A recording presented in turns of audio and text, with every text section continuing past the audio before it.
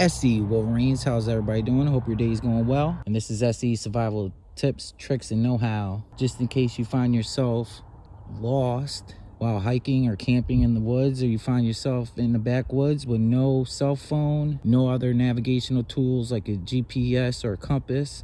I'm gonna teach you some tips and tricks just by yourself with little next to nothing to help you determine direction to travel, help you determine different things that could help aid you when you're out there in the backcountry.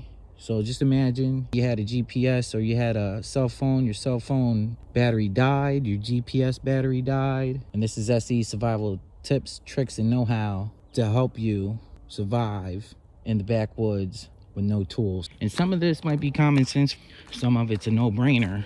In this particular video, I'm trying to help people if they're in a beginner's stage of their survival know-how, or even if you're an expert. Some of you veterans probably know this, and it's just common knowledge, but just keep that in mind that people that watch these videos are at all different levels. A lot of people are just starting out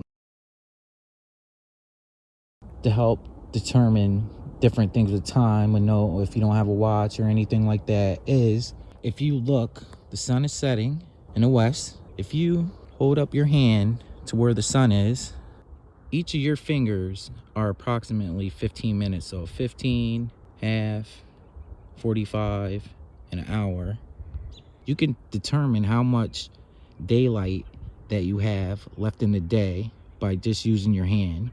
Each finger represents approximately 15 minutes, and there's the sun right there, is a horizon line where they meet. So we got about a half an hour approximately of daylight left before that sun is completely down. Again, there's the sun. You can only do this to help determine when the sun starts setting. If it was more higher in the sky, it would be a little bit better, because say the sun is up there, then you would use your hand like this. That would be 2 hours. If the sun was up there, it'd be 1 hour, 2 hours before it got dark. But since the sun is starting to set and it is almost dark, what you want to do is use each finger is approximately 15 minutes. Look at the horizon line where the sky and the earth meet. Use your two fingers, the sun and the horizon line. You have approximately a half an hour before the sun starts to set and it gets dark out.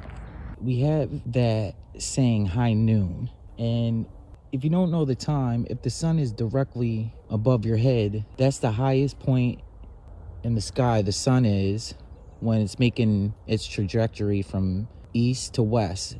We all heard the saying, the sun rises in the east and sets in the west. Well, when it gets directly above your head, it's noon. Noon will be straight up above your head, not right above your head, but straight out above your head. That's noontime. So you can use the positioning of the sun to help you determine what time of day it is. So that would be 12 o'clock. Move it over a little bit. It's 1:30 now.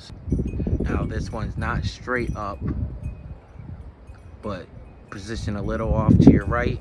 And if you look at the sun, 1:36 in the afternoon.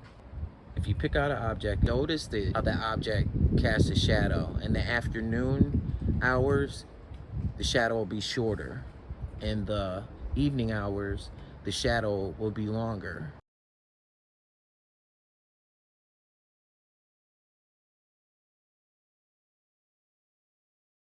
We all heard the saying, the sun rises in the east and sets in the west. So we can use that popular saying to help us when we're navigating in the woods to find out our direction of travel. A lot of people might know that. Some people may forget that.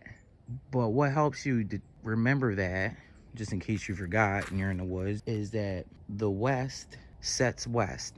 Kind of rhymes, right? That way you know if you're going in the day, the sun rises in the east, sets in the west. Another thing, if you're looking at a map, whenever you're reading a map or you're looking at a picture of the United States, make note California is always on your left.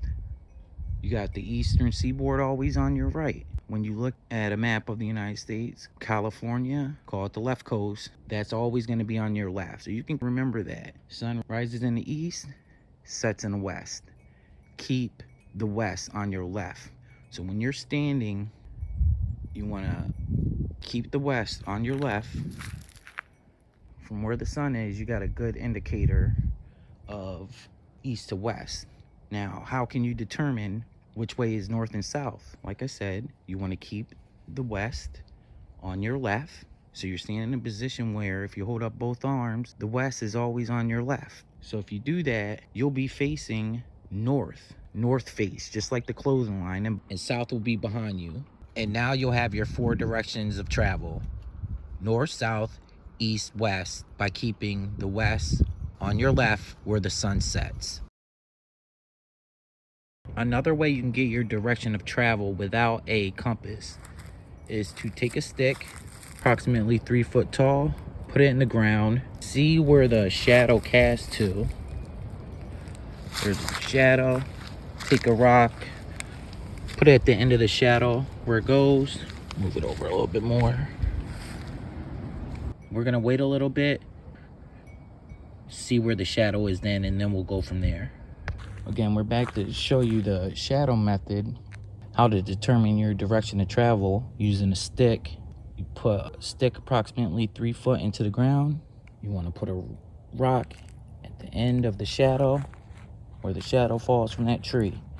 Now we came out here at first. It's been about 15-20 minutes. That was our first rock. That was our first rock that we put at the end of the shadow when it marked. But now you can see the shadow of the stick moved over a little bit. Then it got longer and now it's right there. So now we're gonna get another rock.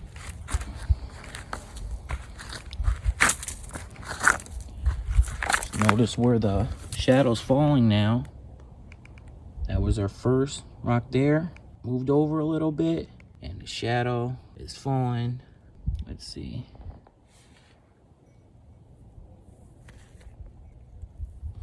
Right about there. So that was our first rock. This is our second rock. Now we got the direction of travel using the shadow method. You got the last rock we put down. That's your first rock. So that's the western part, your eastern part. And we're gonna look up at the sun. Perfect. There's the rock going to the sun. So that was your east and west line of travel in the shadow method. We can determine which way is east and west. Now, like I said from before, keep the west on your left. So let me pull back. The west is on my left. The other rock would be on my right. So I'm facing north and behind me is south. So that's how you determine your east and west direction to travel using the shadow method with a stick. And that's how you get your east and west directions of travel. Like I said before, you keep the west on your left. It's my left hand. There's the sun setting, north face, and behind me is south. Easy way to determine your direction of travel without a compass or anything, using the shadow method.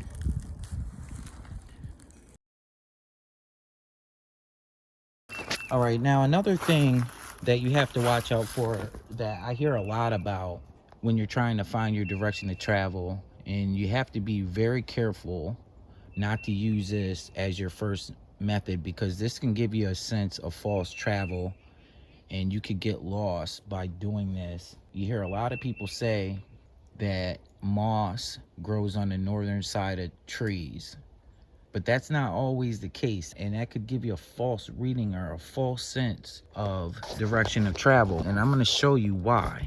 Moss is determined by shade and wetness. So here we got a tree. You remember that was our wet. The sun's going down now, but this is the east to west. This is to the east where I'm pointing to back in myself. That's the west. So you're thinking the moss would be on this side of the, facing on this side of the tree. But look at this tree. The moss is growing on the east, There's more moss on the south.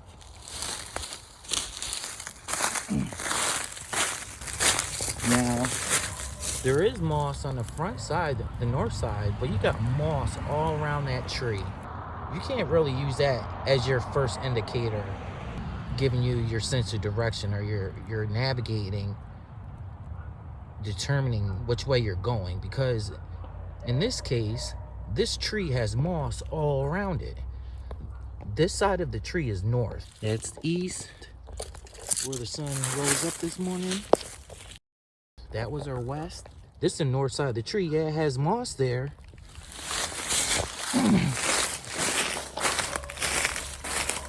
But it has moss all around it. Why? Because this area I'm in is basically like a swamp.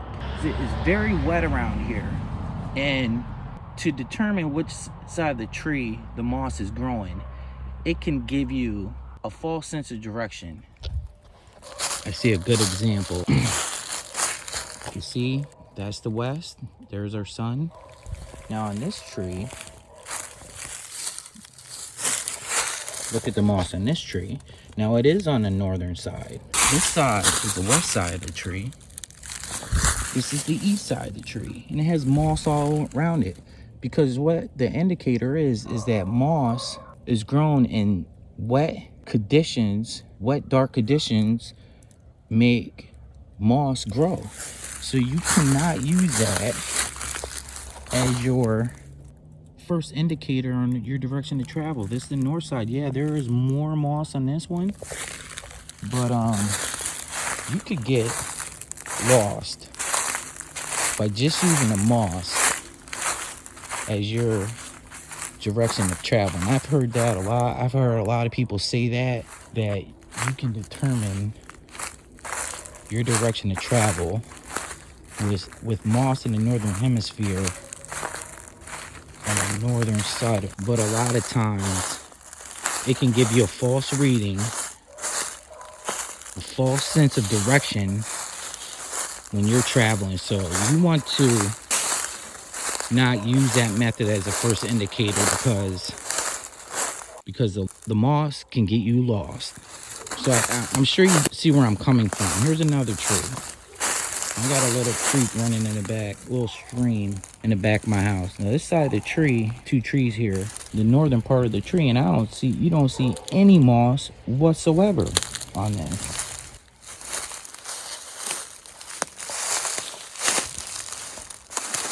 On this particular tree. But if you come around to the southeast part of the tree, look at that moss. That's because this stream that we have here gets wet. Sometimes this stream rises when it rains and it gets more water in it. This tree is pretty much covered. So the wet, shaded conditions determines where the moss grows. You're strictly as your first indicator going with what side of the tree the moss grows on. The moss can get you lost.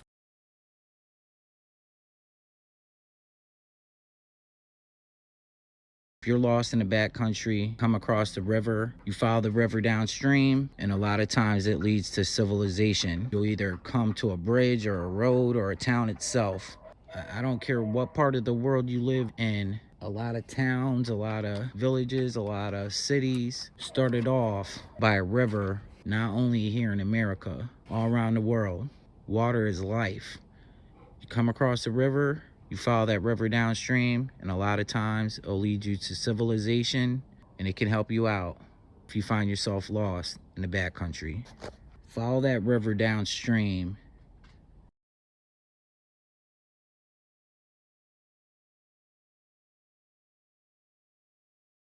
Now, another way to navigate, especially at night, is using the North Star to guide your way. We know approximately where the North Star is because we know our east and west. So we know our general direction by facing north. If you can find the Big Dipper, the two outside stars of the Big Dipper point to the North Star Some people call it Polaris, and you'll find it because Polaris makes up the beginning of the handle of the Little Dipper, but Polaris, or the North Star, relatively fixed position in the sky, and it points to true north. People have been using that star to guide them on the sea, to guide them on land for thousands of years. So I hope y'all enjoyed this breakdown of the fundamentals of navigating in the woods. These are just some of the ways to navigate without any use of modern equipment. If you find yourself lost in the woods, it's always good to have these fundamentals down just in case you get out in the woods and you need to keep from getting lost. Hopefully you can use these things that you learn in the video to help find your way out of a sticky situation. We'll end it here for now, and maybe in the future we'll talk about some other ways for navigation without any use of modern equipment. See if we can add to our bag of tricks to help us find our way out of a bad situation. So I appreciate y'all clicking on the video. My name is Isaac for SE Wolverines. Hope you have a great weekend, and God bless. SE Wolverines!